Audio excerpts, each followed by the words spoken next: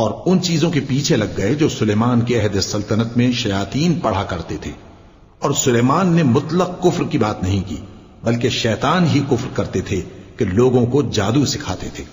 اور وہ یعنی بنی اسرائیل ان باتوں کے بھی پیچھے لگ گئے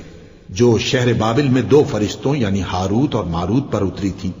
اور وہ دونوں کسی کو کچھ نہیں سکھاتے تھے جب تک یہ نہ کہہ دیتے کہ ہم تو ذریعہ آزمائش ہیں، تم کفر میں نہ پڑو۔ غرض لوگ ان سے وہ چیز سیکھتے جس سے میاں بیوی میں جدائی ڈال دیں، اور اللہ کے حکم کے سوا وہ اس چیز سے کسی کا کچھ بھی نہیں بگاڑ سکتے تھے، اور کچھ ایسے منتر سیکھتے جو ان کو نقصان ہی پہنچاتے اور فائدہ کچھ نہ دیتے۔ اور وہ جانتے تھے کہ جو شخص ایسی چیزوں یعنی سحر اور منتر وغیرہ کا خریدار ہوگا اس کا آخرت میں کچھ حصہ نہیں، اور جس چیز کے عوض انہوں نے اپنی جانوں کو بیچ ڈالا